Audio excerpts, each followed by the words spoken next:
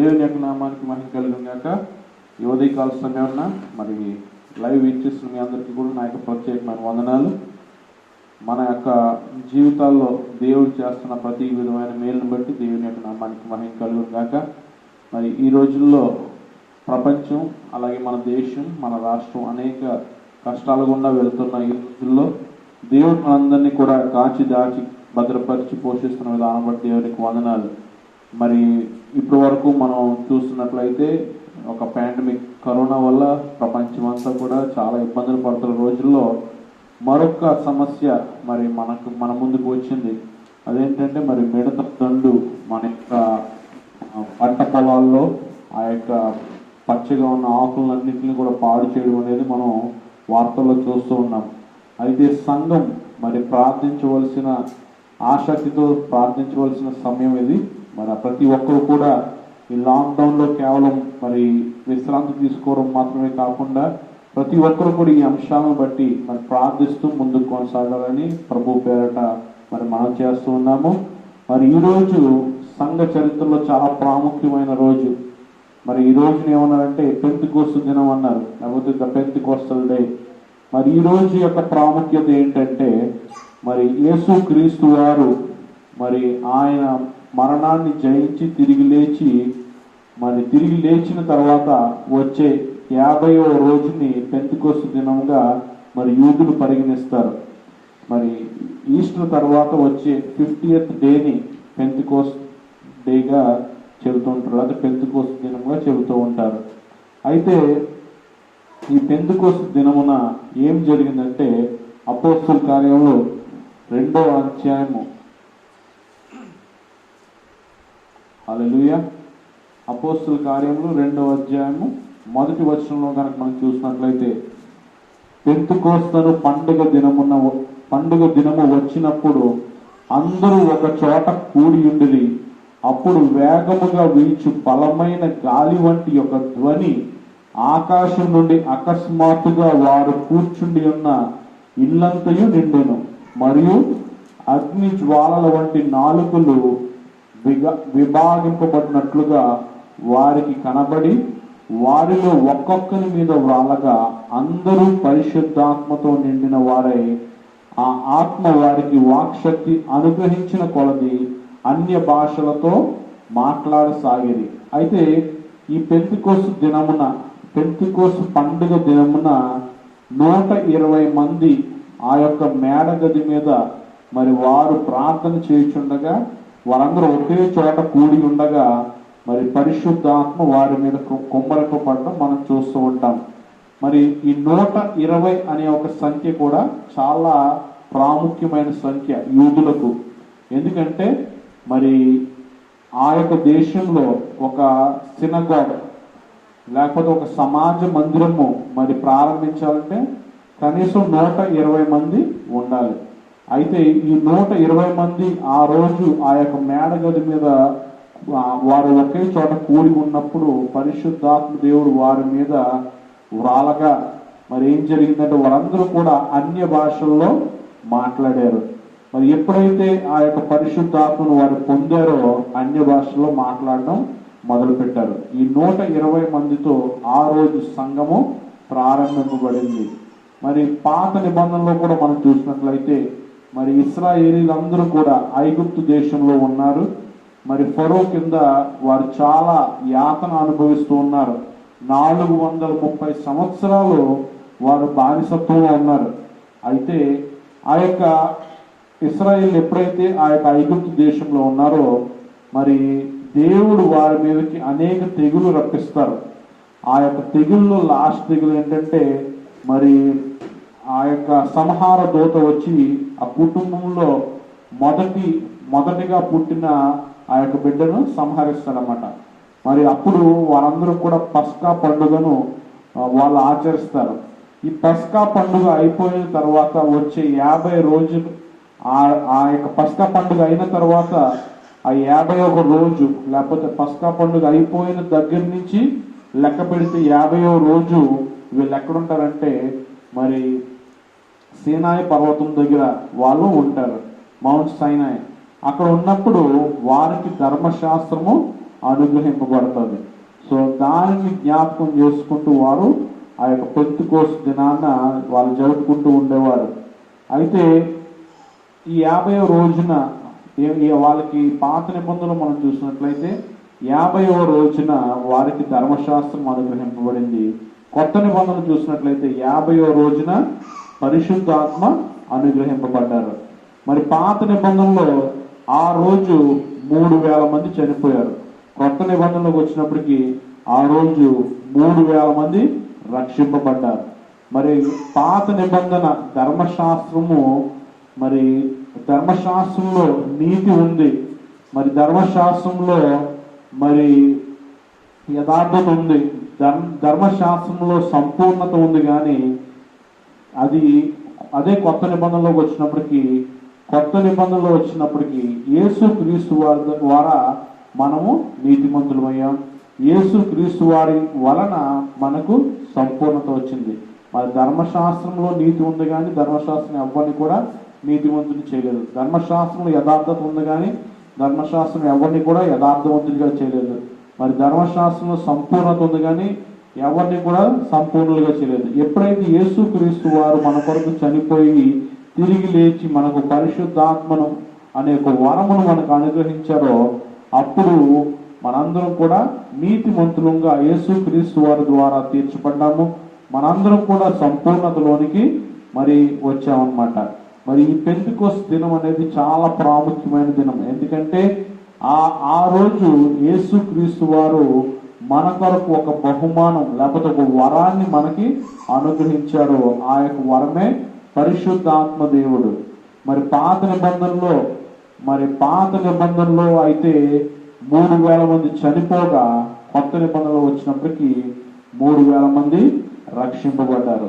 అసలు ఈ పెంతెకోస్తు అంటే అర్థం ఏంటంటే ఎప్పుడైతే వారు మరి ఈ యొక్క పంటను పండిస్తారో, ఎప్పుడైతే ఈ యొక్క పంటను విత్తనాలు నాటుతారో, ఎప్పుడైతే విత్తనాలు నాటి వారి యొక్క పంట వారి చేతికి వస్తుందో అప్పుడు దానిని జ్ఞాపకం చేసుకుంటూ వారు ఏం చేశారంటే కొన్ని పనులను తీసుకొచ్చి వారు అల్లాడించేవారు అనమాట.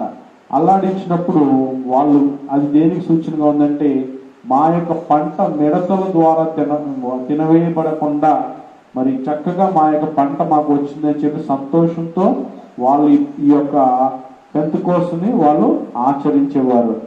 మరి ఈ విధంగా అంత మాత్రం కాకుండా 2 రొట్టెలు తయారు చేసుకుని వచ్చి మరి ఆ రొట్టెలు మరి మొదటిగా తయారు చేసి వారు దాన్ని కానుకగా తీసుకొచ్చేవారు. ఇవన్నీ మనం మరి లేవి కాండంలో మనం చూడొచ్చు. అయితే ఈ పెంతెకోస్తు దినాన్న మనకు అనుగ్రహింపబడిన వరం ఏంటంటే పరిశుద్ధాత్మ దేవుడు అన్నమాట. మరి యేసుక్రీస్తు వారు కూడా ఈ వరాన్ని గురించి మాట్లాడుతూ యోహాను సువార్త 4వ అధ్యాయంలో ఆయన ఈ వరాన్ని గురించి ఆయన మాట్లాడారు. యోహాను సువార్త 4వ అధ్యాయము మరి ఆ కింద అక్కడ సమరయ స్త్రీతో ఆయన మాట్లాడుతూ ఉంటారన్నమాట. అప్పుడు 10వ అధ్యాయంలో అందుకు యేసు నీవు దేవుని వరమును నాకు దాహములకిమ్మని నిన్ను అడుగుచున్న వాడెవడో అది ఎరిగి ఉంటే నీవు ఆయనను అడుగుదువు, ఆయన నీకు జీవజలం ఇచ్చినని ఆమెతో చెప్పాను. అయితే అందుకు యేసు నీవు దేవుని వరమును, మరి దేవుని వరం ఏంటి? దేవుని వరం లేకపోతే ఇంగ్లీష్లో ద గిఫ్ట్ ఆఫ్ గాడ్. దేవుని వరం ఏంటంటే మొదటిగా దేవుని యొక్క వరము లేకపోతే దేవుని యొక్క బహుమానం ఏంటంటే యేసుక్రీస్తు వారే దేవుని యొక్క వరము. రెండవదిగా దేవుని యొక్క వరం ఏంటంటే పరిశుద్ధాత్మ దేవుడు. మూడవదిగా దేవుని యొక్క వరం ఏంటంటే ఆ యొక్క యేసుక్రీస్తు వారిని మనం అంగీకరించడం వల్ల వచ్చే సర్వ ఆశీర్వాదాలన్నీ కూడా దేవుని వరమై ఉన్నాయి. మరి ఈ యొక్క యోహాను సువార్త 4వ అధ్యాయంలో మనం చూసినట్లయితే మరి ఆ యొక్క వృత్తాంతాన్ని ఒకసారి మనం జ్ఞాపకం చేసుకుందాం. 4వ అధ్యాయం 4వ వచనం ఆయన సమరయ మార్గమున వెళ్ళవలసి వచ్చాను గనుక యాకోబు తన కుమారుడైన యోసేపుకి ఇచ్చిన భూమి దగ్గరనున్న సమరయలోని సుకార్ అనే ఒక ఊరికి వచ్చాను. అయితే సమరయలో సుకార్ అనే ఒక ఊరికి ఆయన వచ్చారనమాట. అక్కడ మరి యాకోబు తన కుమారుడైన యోసేపుకి ఇచ్చిన భూమి దగ్గర ఒక బావి ఉంది. అయితే 6వ వచనంకి వచ్చినప్పటికీ అక్కడ యాకోబు బావి ఉండెను గనుక యేసు ప్రయాణము వలన అలసి ఉన్న రీతినే ఆ బావి యొద్ద కూర్చుండెను. మరి యేసుక్రీస్తు వారు కూడా, ఆయన కూడా దాహం వేస్తుంది. మరి యేసుక్రీస్తు వారు కన్నీళ్లు విడిచినని ఒక చోట చూస్తున్నాం. ఇవన్నీ కూడా యేసుక్రీస్తు వారి యొక్క మానవ లక్షణాలని సూచిస్తున్నాయి అన్నమాట. మరి సిలువలో కూడా ఆయన నాకు దాహముకిమ్మని అడిగారు. మరి అయితే 6వ వచనం చూస్తున్నాం, అలసి ఉన్న రీతినే ఆ బావి యొద్ద కూర్చుండెను. అప్పటికి ఇంచుమించు 12 గంటలాయను. అయితే 12 గంటలు, మిట్ట మధ్యాహ్నం 12 గంటలు అయింది. సమరయ స్త్రీ ఒక్కతే నీళ్లు చేదుకొనుటకు అక్కడికి రాగా యేసు నాకు దాహమునకిమ్మని ఆమెను అడిగాను. అయితే జనరల్గా స్త్రీలు ఏం చేస్తారంటే, మరి ఉదయకాలంలో కానీ లేకపోతే సాయంత్రం కొద్ది చల్లగా ఉన్న సమయాల్లో వెళ్ళి వారు నీరు తెచ్చుకుంటూ ఉంటారు. అయితే ఈ స్త్రీ ఏం చేస్తుందంటే మిట్ట మధ్యాహ్నం 12 గంటలకు వెళ్ళి నీరు తెచ్చుకోవడానికి వెళ్ళింది. అయితే బహుశా ఆమె అలా చేయడానికి గల కారణం ఏంటంటే సమాజంలో ఆమెకు అంత మంచి పేరు లేకపోవడమో, లేకపోతే సమాజపు వారు ఆమెను చూచి ఏమైనా మరి సూటిపోటు మాట్లాడుతున్న బట్టో ఆమె మరి ఎవ్వరు లేని ఒక సమయాన నీళ్లు తెచ్చుకోవడానికి వెళ్ళింది. అయితే ఆ సమయంలో ఏమైందంటే 8వ వచనం, ఆయన శిష్యులు ఆహారం కొనుటకు ఊరిలోనికి వెళ్ళి ఉండేది. మరి జనరల్గా ఆహారం కొనడానికి ఒకరో ఇద్దరు వెళ్తారు. కానీ ఇక్కడ ఈ సందర్భంలో చూసినట్లయితే శిష్యులు యేసుక్రీస్తు వారితో ఉన్న వారందరూ కూడా ఆహారం తేడానికి వెళ్ళారంట. అంటే అక్కడ యేసుక్రీస్తు వారికి ఒక డివైన్ అపాయింట్మెంట్ ఉంది. ఈ యొక్క భూమి సృష్టింపబడక ముందే, మరి ఈ భూమికి పునాది వేయబడక ముందే యేసుక్రీస్తు వారు అక్కడ సువార్త ప్రకటిస్తారని ఆ క్షణాన ఆ యొక్క సమరయ అనే వారు, ఆ యొక్క ఊర్లో, సుకార్ అనే ఊర్లో సమరయులందరూ కూడా రక్షింపబడతారని ఆయన ముందుగానే ఒక ప్రణాళిక ఉంది. కాబట్టి ఆ ప్రణాళిక ప్రకారమే ఆయన అక్కడ మరి సువార్త ప్రకటించడానికి ఒక్కరుగా కూర్చుని ఉన్నారు. అయితే మరి ఎప్పుడైతే యేసుక్రీస్తు వారు మరి నాకు దాహముకిమ్మని ఆయన ఆ యొక్క స్త్రీని అడిగారో, మరి ఆ స్త్రీ మాట్లాడుతుంది కదా, ఆ సమరయ స్త్రీ, యూదుడు అయిన నీవు సమరయ స్త్రీనైన నన్ను దాహమునకిమ్మని ఎలాగ అడుగుచున్నావని మరి ఆయనతో చెప్పాను. మరి యూదులు వారి యొక్క సొంత భార్యతో కూడా బహిరంగంగా ఎప్పుడు మాట్లాడరు. అంత మాత్రమే కాకుండా యూదులు చేసే ఒక ప్రార్థన ఏంటంటే, దేవా నన్ను ఆ స్త్రీగా సృష్టించినందుకు మీకు వందనాలని చెప్పి వాళ్ళు ప్రార్థన చేస్తూ ఉంటారు. అంతగా వారు మరి బహిరంగంగా ఎప్పుడు కూడా స్త్రీతో మాట్లాడరు. కానీ యేసుక్రీస్తు వారు మరి ఇక్కడ ఆ యొక్క స్త్రీతో మాట్లాడుతున్నారు అన్నమాట. ఆయన అంటున్నారు కూడా, నాకు దాహమునకిమ్మని ఆమెను అడిగారు. అందుకు ఆమె అంటుంది కదా, నీవు యూదుడవు, నేనేమో సమరయ స్త్రీని, నన్ను దాహమునకిమ్మని ఏ విధంగా అడుగుతున్నావు అని ఆమె అడుగుతుంది, యేసుక్రీస్తు వారిని ప్రశ్నిస్తుంది. అయితే యూదులు సమరయులతో సాంగత్యం చేయరు. మరి సిరియా రాజు ఏం చేశారంటే, మరి బబులోనులో ఉన్న కొంతమంది మనుషులను, అలాగే కొన్ని పట్టణాల్లో ఉన్న కొన్ని మనుషులను తీసుకొచ్చి ఇశ్రాయేలీలు ఉంటున్న ప్రదేశాల్లో వారిని జీవించమని వాళ్ళు తీసుకుని వస్తారు. మరి ఎప్పుడైతే బయట జాతి వారు వచ్చి ఇశ్రాయేలు లేకపోతే ఆ యొక్క షోమ్రోన్ నగరంలో వాళ్ళు నివాసం చేయడం మొదలు పెడతారో, వారు మరి ఏం చేస్తారంటే, వారు ఇక్కడున్న ఇశ్రాయేలీని ఎప్పుడైతే పెళ్లి చేసుకున్నారో వాళ్ళందరూ కూడా మిళితమైన జాతి అయిందనమాట. అందుకనే ఈ యొక్క ఇశ్రాయేలీలు లేకపోతే యూదులు సమరయులతో సాంగత్యము చేయరు. అదేవిధంగా ఇంకా కిందకు వచ్చినప్పుడు అందుకు యేసు 10వ వచనం, అందుకు యేసు నీవు దేవుని వరమును నాకు దాహమునకిమ్మని నిన్ను అడుగుచున్న వాడెవడో అది ఎరిగి ఉంటే నీవు ఆయనను అడుగుదువు, ఆయన నీకు జీవజలం ఇచ్చినని ఆమెతో చెప్పాను. మరి యేసుక్రీస్తు వారు ఆ రోజు ఆ స్త్రీకి ఒక వరము లేకపోతే బహుమానం ఇచ్చారు. ఈ రోజు కూడా ఆయన బహుమానం ఇవ్వడానికి సిద్ధంగా ఉన్నారు. ఆయన చెబుతున్న ఆ యొక్క వరం ఏంటంటే, దేవుని వరం ఏంటంటే యేసుక్రీస్తు వారే దేవుని యొక్క వరము. యోహాను సువార్త 3:16 మనం చూస్తాం కదా, for God so loved the world that he gave his only begotten son that whosoever believeth in him would not perish but have everlasting life. దేవుడు తన అద్వితీయ కుమారుణ్ణి మన కొరకు ఇచ్చారు. ఎవరైతే ఆయన యందు విశ్వాసం ఉంచుతారో వారెవ్వరూ కూడా నశింపక నిత్య జీవము కలిగి ఉంటారన్నమాట.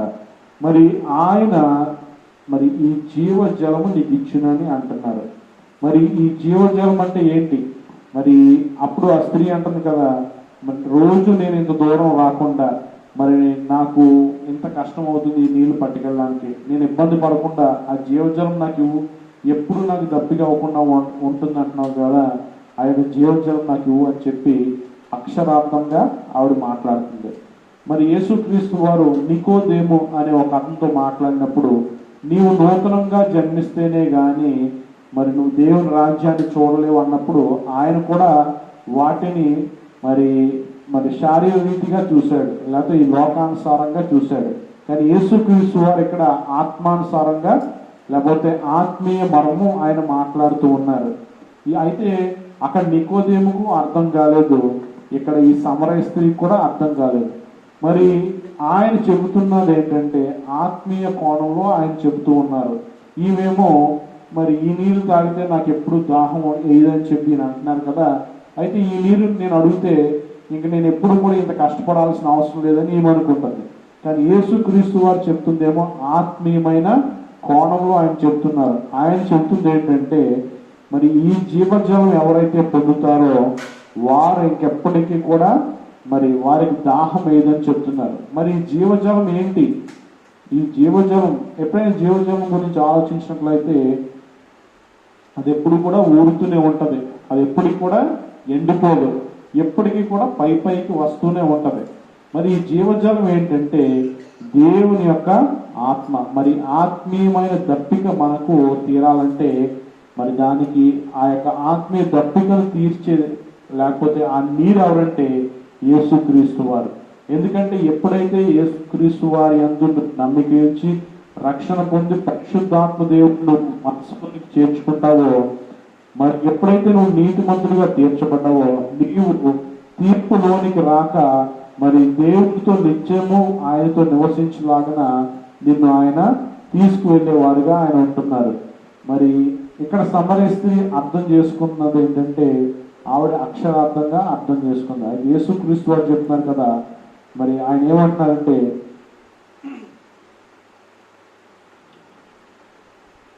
ఆయన నీకు జీవజలం ఇచ్చునని ఆమెతో చెప్పాను. అప్పుడు ఆ స్త్రీ అంటుంది, అయ్యా ఈ బావి లోతైనది, చేదుకొనుటకు నీకేమీ లేదు, ఆ జీవజలం ఎలాగ నీకు దొరికెను అని చెప్పి అడుగుతుంది.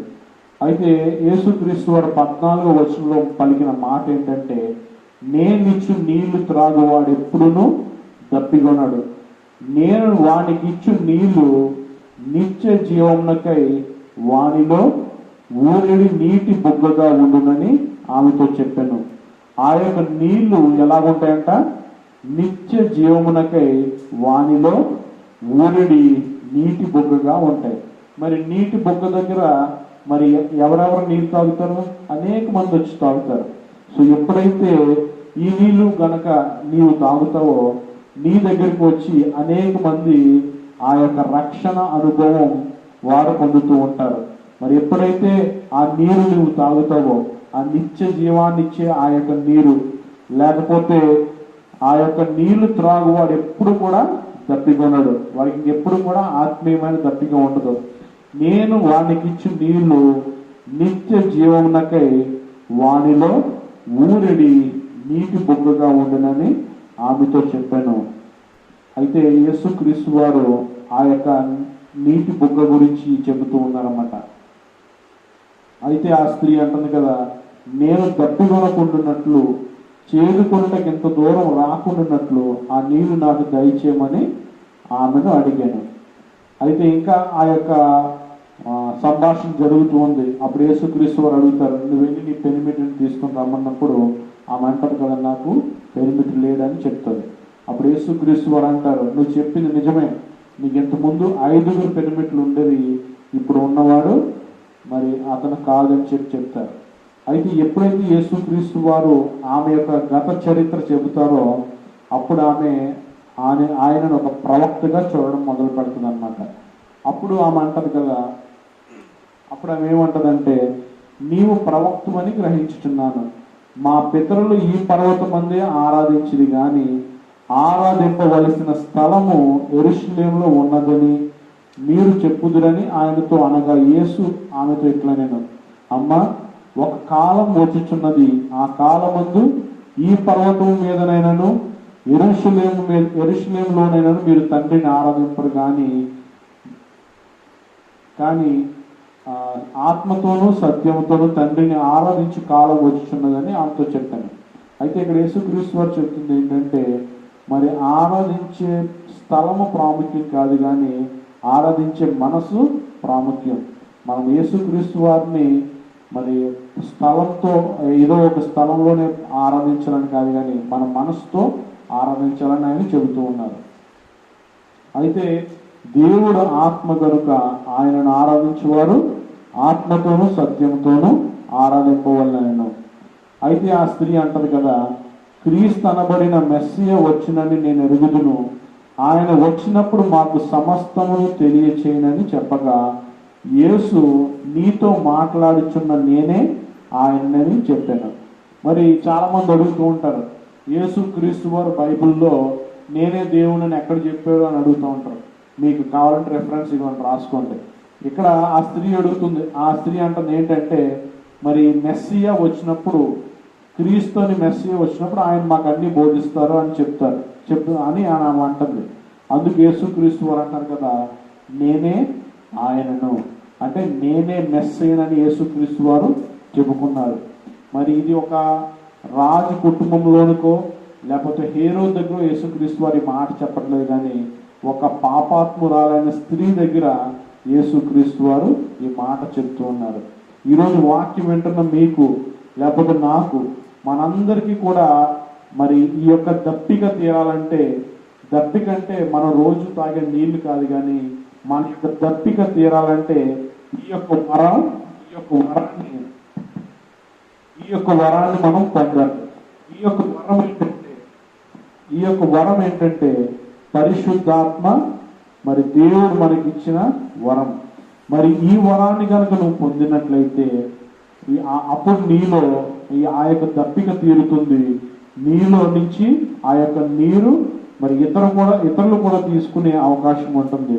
మరి నిన్ను నిత్య జీవానికి నడిపించే ఒక మార్గంగా అది ఉంటుంది అన్నమాట. మరి యేసుక్రీస్తు వారు మరి ఆ యొక్క స్త్రీతో మాట్లాడుతూ ఉన్నప్పుడు, మరి నేనే మెస్సియాను, మరి నేనే ఆ యొక్క నిత్య జీవనకు మార్గమును, లేకపోతే నేనిచ్చి నీళ్లు త్రాగువాడు ఎప్పటికీ కూడా మరి దప్పిక నొందడని చెప్పి ఆయన చెప్తూ ఉన్నారు.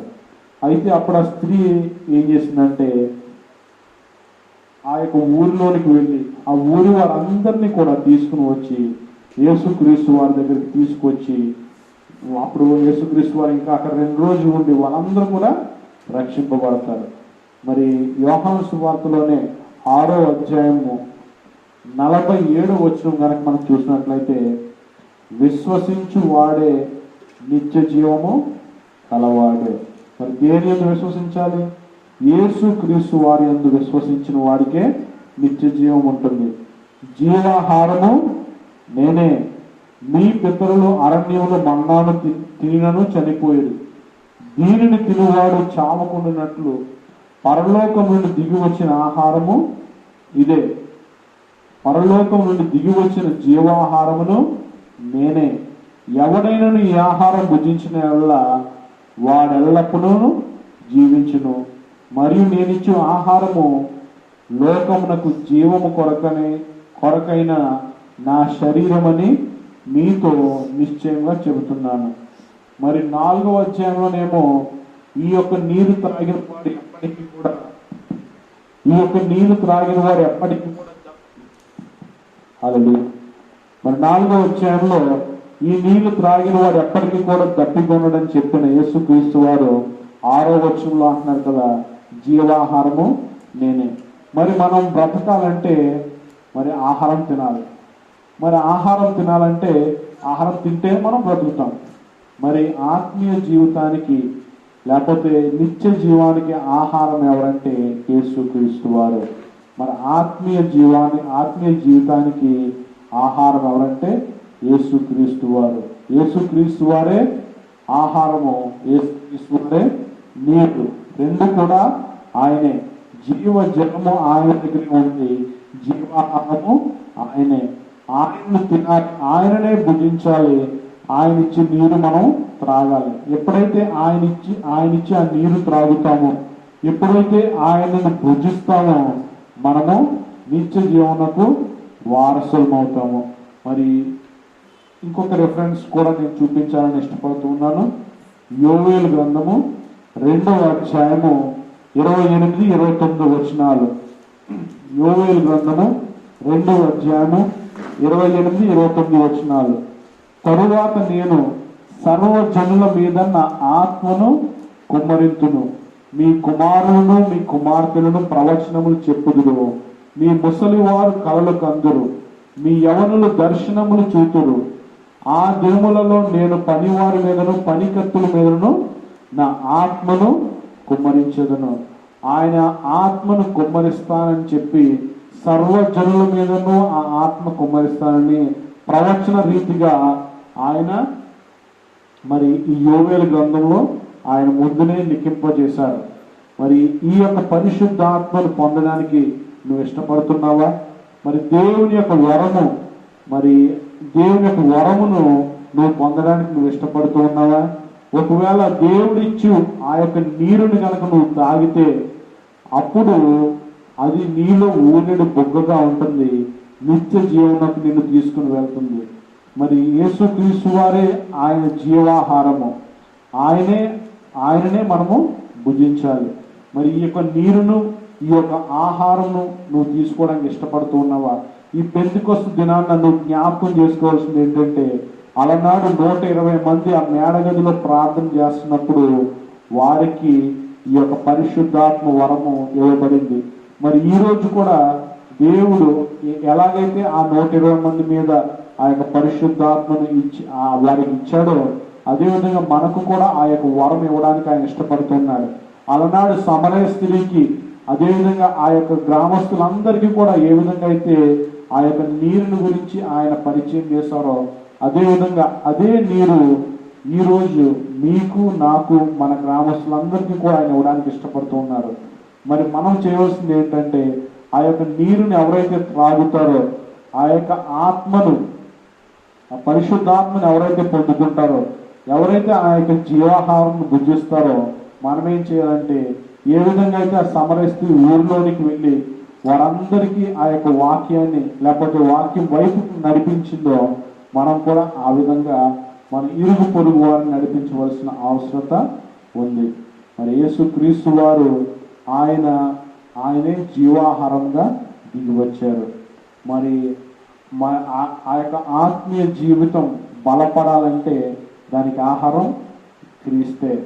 మరి ఆయన ఇచ్చి నీరు తాగుదాం, ఆయనను భుజిద్దాం, ఆ విధంగా ముందుకు కొనసాగుదాం. దేవుడి యొక్క మాటలను దీవించుగాక. మరి చిన్న ప్రార్థన చేసుకుని నేను ముగించాలని ఇష్టపడుతున్నాను. స్తోత్రం తండ్రి నాయన, పరిశుద్ధాత్మ దేవునికి వందనాలు తండ్రి. ఈ పెంతెకొస్తు దినాన్ని తండ్రి నాయన, మీరు అలనాడు తండ్రి మరి అపోస్తలుల మీదకి ఏ విధంగా అయితే మీరు బలంగా వచ్చారో తండ్రి నాయన, ఆ విధంగా మీరు ఎవరైతే ఆ యొక్క వరాన్ని అడుగుతారో ప్రతి ఒక్కరికి కూడా మీరు దయచేసే వారిగా ఉన్నారు తండ్రి నాయన. ఆత్మ లేనివాడు నావాడు కాడు అని అన్నారు తండ్రి. మరి ఆ పరిశుద్ధాత్మ అనే వరాన్ని ప్రతి ఒక్కరూ కూడా పొందుకోగలిగే కృప దయచేయండి. ఎంతమంది అయితే తండ్రి ఈ యొక్క వాక్యాన్ని విన్నారో ప్రతి ఒక్కరికి ఈ యొక్క వాక్యం తండ్రి ఈ యొక్క విత్తనాలు ఫలించగలిగే కృప దయచేయమని తండ్రి, మీ పరిశుద్ధాత్మ శక్తిని మేము తెలుసుకోగలిగే కృప మాకు దయచేయమని అడుగుచున్నాము. ఈ యొక్క నీరును త్రాగి ఆ యొక్క ఆహారాన్ని మేము భుజించగలిగే కృప మాకు దయచేయమని తండ్రినా మరి ఈరోజు జరిగిన కార్యక్రమం అంతా దీవెనకరంగా ఆశ్రమకరంగా జరిగించిన విధానం బట్టి మీకు వందనాలు చెల్లిస్తూ యేసు నామములో అడుగుచున్నాను తండ్రి. ఆమేన్.